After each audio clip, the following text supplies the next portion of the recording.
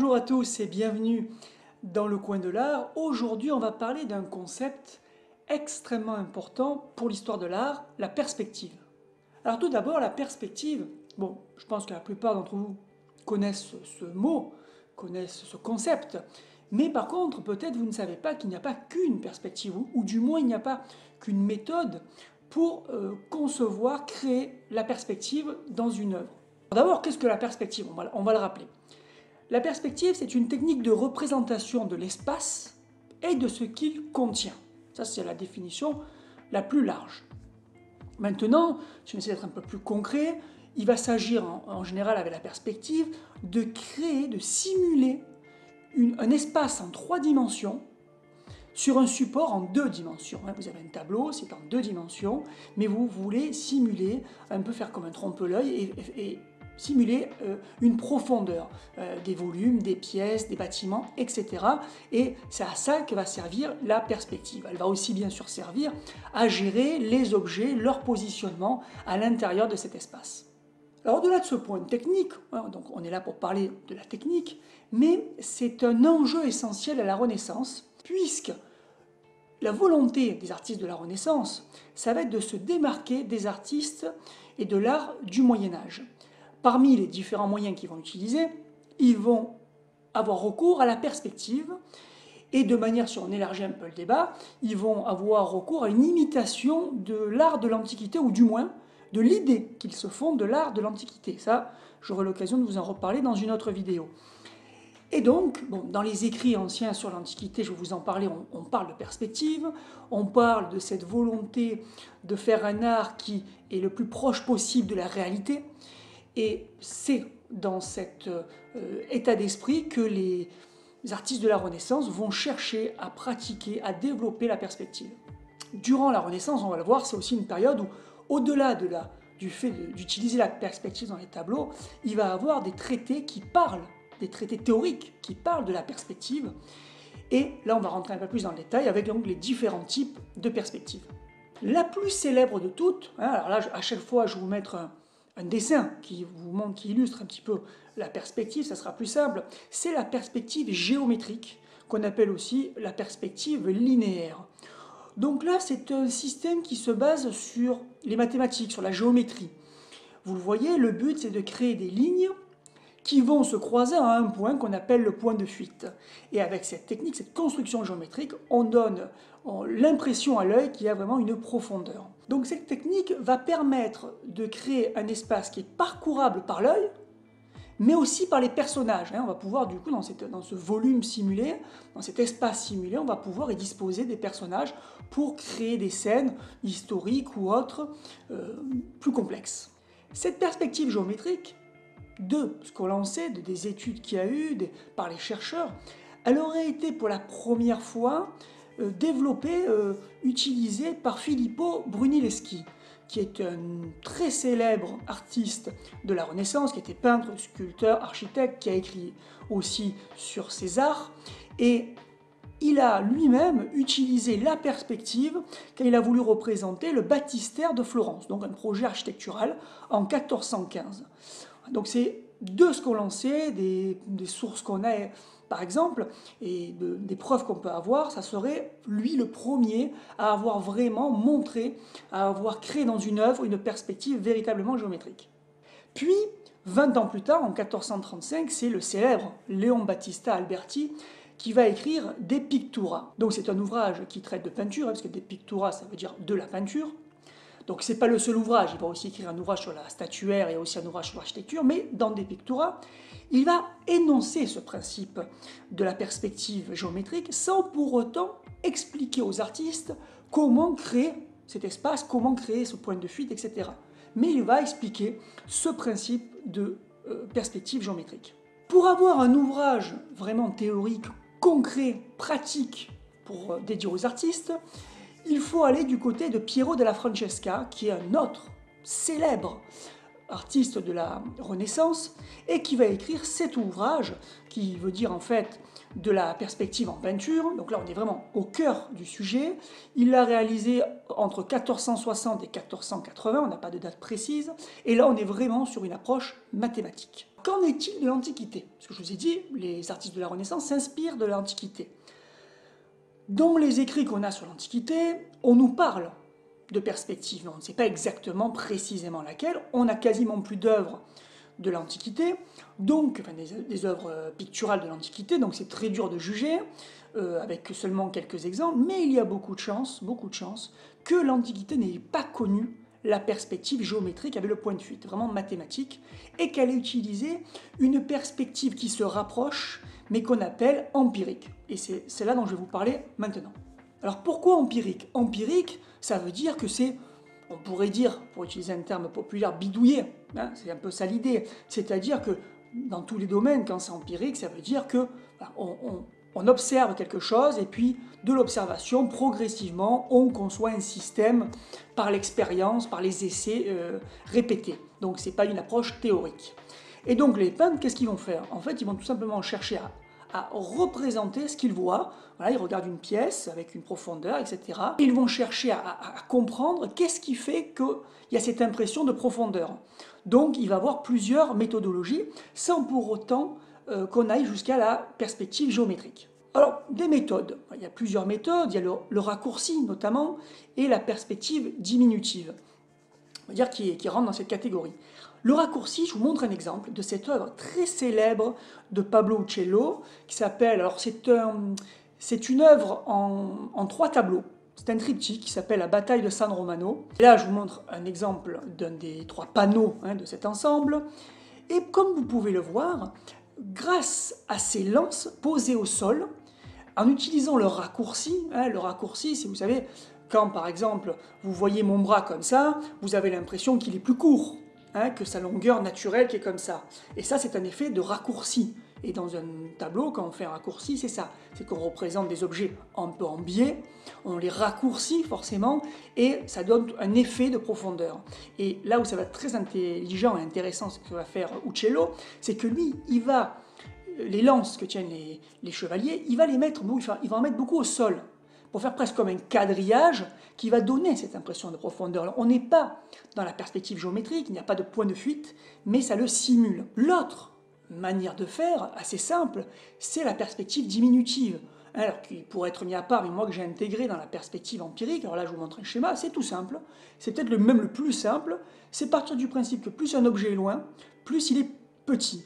Mais pour que ça marche, si vous mettez, je ne sais pas moi, une seule maison ou un seul arbre, ça ne fait pas un effet de perspective. Le but, comme sur ce schéma, c'est justement répéter un même objet plusieurs fois, de plus en plus petit, voilà, parce que c'est de plus en plus éloigné, comme une haie d'arbres, et ça va permettre de créer cette profondeur. Voilà, c'est la perspective diminutive, mais que les artistes pouvaient comprendre de façon empirique, en observant tout simplement un paysage. C'est pour ça que je la classe dans cette catégorie. Alors l'Antiquité, est-ce qu'elle a utilisé la perspective empirique ou la perspective géométrique? Donc on sait que dans les sources écrites qu'on a, il n'y en a pas 50 000, le seul qui fait vraiment mention de la méthode de la représentation en perspective, c'est l'architecte romain Vitruve. Vitruve, je vais vous en parler très bientôt, là, dans quelques jours, et dès que ça sera fait, je mettrai le lien. Vous n'aurez qu'à cliquer là pour aller voir la vidéo. Donc c'est un architecte romain qui est aujourd'hui célèbre parce que c'est le seul à nous avoir laissé un ouvrage complet d'architecture, enfin c'est le seul qui a survécu au temps. Mais dans Vitruve, il ne s'agit pas de peinture. Il s'agit de théâtre. Comment créer un décor de théâtre en perspective. Donc c'est pas exactement la même chose. En tout cas, sur les œuvres qu'on peut observer, voilà, je vous en mets une par exemple, qui est de la tombe de Philippe II. Ben voilà, il y a un peu un effet de profondeur, mais ce n'est pas du tout une perspective géométrique. Là, je vous montre une autre œuvre qui est donc de Herculanum.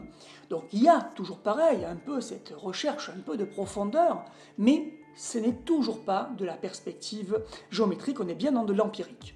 Alors c'est vrai que dans la source très célèbre qui nous vient de Pline l'Ancien, il est fait état de l'artiste qui utilisait les mathématiques pour faire des œuvres d'art, enfin faire des peintures. C'est le cas de Pamphile, qui est un peintre du IVe siècle avant Jésus-Christ, donc c'est-à-dire que c'est l'époque à peu près d'Apelle, le célèbre Apelle, l'époque au niveau historique d'Alexandre le Grand. Donc, dans cette époque-là, Pline l'Ancien nous dit qu'il y avait un peintre, donc Pamphile, qui faisait des peintures en se basant sur la géométrie. Donc peut-être il faisait de la perspective géométrique, mais ça on ne peut pas le vérifier. En tout cas, cette perspective empirique, on commence à la voir clairement apparaître avec Giotto au XIVe siècle, qui justement par rapport aux tableaux du Moyen-Âge, qui étaient eux vraiment en deux dimensions, vraiment pas d'effet de profondeur, à part peut-être de très rares cas, donc Giotto, lui, c'est le premier qui a justement cherché à créer de la profondeur à une époque donc après le Moyen-Âge. Et ensuite, cette méthodologie a beaucoup été reprise en Hollande, aux Pays-Bas, donc à la Renaissance, où les artistes ont essentiellement, eux, utilisé la perspective empirique et rarement la perspective géométrique, mais ils sont devenus même des experts de cette perspective empirique, et ils ont réussi par plein de moyens différents de créer un effet de profondeur simulé de manière assez réussie. On passe maintenant à une perspective que je pense que vous connaissez beaucoup moins, c'est la perspective chromatique. Chromatique, donc, qui a un rapport avec les couleurs. Le concept, il est simple, vous pouvez le voir ici. C'est que, de manière générale, dans la réalité, vous prenez une couleur, plus vous l'éloignez de vous, plus elle devient ce qu'on appelle froide. C'est-à-dire, pour donner un exemple concret, du rouge, plus vous allez l'éloigner de vous, plus il va tendre vers le violet. C'est tout simplement l'effet de l'air entre vous et l'objet, de la lumière, bien sûr, de l'air, etc., tout ça se mélange et ça fait cet effet-là, comme une sorte de voile sur la peinture. Et donc, avec ce principe que certains artistes vont comprendre, ils vont créer la perspective. C'est-à-dire que, si vous voulez qu'un personnage vous semble plus loin dans le décor, vous allez l'habiller avec une couleur froide. S'il est habillé en bleu, et qu'au premier plan, vous mettez plutôt des personnages, des bâtiments en couleur chaude, du rouge, eh bien le personnage en bleu, ou le bâtiment en bleu, va vous sembler plus en profondeur. Ensuite, si vous vous rappelez ce que je vous ai dit sur la perspective diminutive avec les arbres de plus en plus petits, le même principe marche en peinture et des artistes l'ont très bien fait, c'est-à-dire que vous partez des couleurs les plus chaudes pour les objets que vous voulez au premier plan, et progressivement, vous mettez des couleurs de plus en plus froides et ça va donner un effet donc, de profondeur. Donc c'est une des méthodes qui existent pour la perspective. Cette perspective chromatique, on peut l'englober aussi dans une méthode plus globale qu'on appelle la perspective atmosphérique. La perspective atmosphérique, c'est justement celle qui prend en compte l'air qu'il y a dans les espaces réels. Et ça, c'est des artistes qui ont compris, notamment Léonard de Vinci qui a beaucoup travaillé là-dessus, que dans un tableau, dans les anciens tableaux, souvent, on ne sentait pas cette atmosphère, ce côté, cet air. Donc, il a lui aussi cherché, d'autres artistes, à donner ce côté plus réel, plus concret, d'atmosphère dans un tableau. Et c'est comme ça que la perspective atmosphérique s'est développée. Alors, la perspective atmosphérique, c'est bien sûr les couleurs, mais c'est aussi le flou. Vous le savez très bien, plus un objet est loin, plus il est flou. Et quand il est très loin, vous le distinguez à peine. Ça aussi, ça va être développé dans des œuvres où on va avoir, là encore un exemple, on va avoir ce principe de perspective atmosphérique. Et on va dire que globalement, avec les siècles qui vont passer, les artistes vont après mêler tout ça. Ils vont des fois mêler perspective géométrique, perspective atmosphérique, etc. Après, ça dépend aussi de l'approche de la peinture. Par exemple, à Venise, pendant la Renaissance, on était beaucoup plus sur la couleur que sur la ligne, donc on avait plus tendance à vouloir utiliser la perspective chromatique, par exemple. Ça peut aussi diverger en fonction de ces éléments. Il existe une dernière perspective, alors là encore plus rare, je pense que la plupart d'entre vous n'en ont jamais entendu parler, c'est la perspective signifiante. Et cette perspective signifiante, en fait, qui a été un petit peu compris, développée, cette théorie, on l'a comprise au début du XXe siècle, ça a servi à mieux comprendre les tableaux de la Renaissance. Et on doit notamment ça à un des plus grands historiens de l'art de l'histoire, Erwin Panofsky, qui a fait un ouvrage qui s'appelle « La perspective comme forme symbolique ».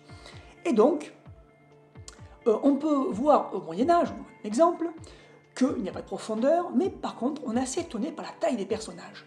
En effet, il y a des personnages beaucoup plus grands que d'autres, alors que si on suivait les règles de la perspective, non, ça serait à la rigueur, les plus petits personnages seraient ceux qui sont loin, mais après, on ne peut pas avoir un personnage qui fait 2 fois ou 3 fois. C'est quoi le principe? C'est ce qu'on appelle désormais la perspective signifiante, c'est-à-dire qu'on va déterminer la taille des personnages en fonction de leur importance. Alors leur importance, ça va dépendre en général de leur importance religieuse. Si vous êtes un saint, vous êtes plus grand que un humain lambda. Si vous êtes alors là, un personnage sacré particulier comme Marie ou comme Jésus, on va vous représenter aussi encore plus grand qu'un saint, je dirais, classique, lambda. Donc voilà. Et cette perspective signifiante, donc elle cherche à signifier quelque chose, à donner un sens à la toile, on l'appelle des fois aussi la perspective symbolique. Parce que hein, on n'est pas dans le géométrique, on n'est pas dans le visuel, dans le réalisme, on est dans quelque chose de symbolique. Donc voilà, c'est aussi un terme que vous pouvez trouver, perspective signifiante ou perspective symbolique. Voilà les différentes catégories de perspectives. Donc, je vous l'ai dit, à la Renaissance, ça devient central. La génération suivante, c'est-à-dire après Raphaël, la fin du XVIe siècle, les artistes qu'on appelle maniéristes, eux, vont au contraire jouer avec les règles de la perspective. Ils vont essayer de prendre des libertés, faire preuve de virtuosité. C'est une évolution qu'ils vont chercher à faire. C'est ça qui les distingue aussi. Puis après, au XVIIe, XVIIIe, on va revenir souvent à une perspective plus traditionnelle. Au XIXe également, ça devient tout à fait habituel. Hein. Ça fait partie, après, au XVIIIe, XIXe, des nombreux outils qu'ont les artistes pour représenter une scène. Voilà, ça a moins de valeur symbolique et marquante dans une œuvre.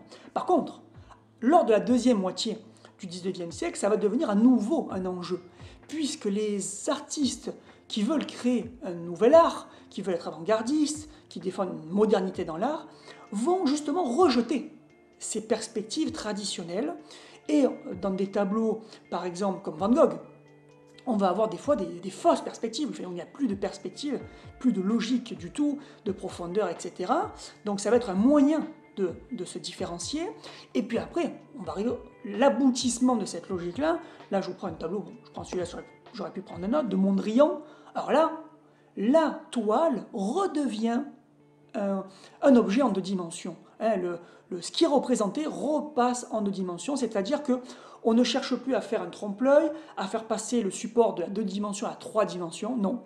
On veut maintenant revenir un peu aux sources de la peinture et dire une peinture, c'est une toile avec des couleurs et des lignes. On va revenir à ça. Ça aussi, bien sûr, j'aurai l'occasion de vous en reparler, notamment des théories, des écrits de Maurice Denis qui a beaucoup écrit là-dessus. En tout cas, ce concept de perspective, c'est quelque chose à vraiment connaître. Ça fait partie des outils de l'historien de l'art. C'est ce qui distingue l'historien de l'art de l'historien, hein, l'historien politique, l'historien religieux. Hein. Alors ça ne veut pas dire qu'il est meilleur, l'historien de l'art, mais chaque spécialité a ses outils, ses concepts. Et l'histoire de l'art, ce n'est pas seulement des dates et des tableaux, et des descriptions de tableaux, et la biographie des artistes, c'est aussi comprendre les œuvres par ses enjeux esthétiques et par ses concepts esthétiques, des fois, qui ont une valeur particulière. Dans le même type de concept essentiel, pour l'histoire de l'art, vous avez l'anatomie à la Renaissance. Là aussi, il y a eu beaucoup de réflexions, de débats et d'évolutions dans le cadre de l'anatomie, et c'est un des enjeux aussi de la peinture et de la sculpture de la Renaissance. C'est la fin de cette vidéo, je vous remercie d'être resté jusqu'au bout. La prochaine vidéo, ça sera, vous avez l'habitude maintenant, de la musique classique, avec cette fois-ci un concerto, enfin encore un concerto, mais le concerto numéro 1 de Rachmaninoff. C'est pas le plus célèbre, mais je vous en parle parce que vous ignorez peut-être qu'il y a deux versions. Il y a une version originale et une version révisée. Et il se trouve que je pense que la plupart d'entre vous n'ont jamais entendu la version originale, car elle est très rarement jouée et très rarement enregistrée. Et ça va être le propos de cette vidéo. Pour être au courant de la sortie de cette vidéo et des prochaines, pensez à vous abonner, c'est gratuit, et à cocher la clochette pour être signifié, notifié de la sortie des vidéos. Si la vidéo vous a plu, cliquez sur le pouce vers le haut, et si vous voulez vraiment soutenir la chaîne, n'hésitez pas à la partager sur Twitter et Facebook. Je vous dis à très bientôt. Ciao.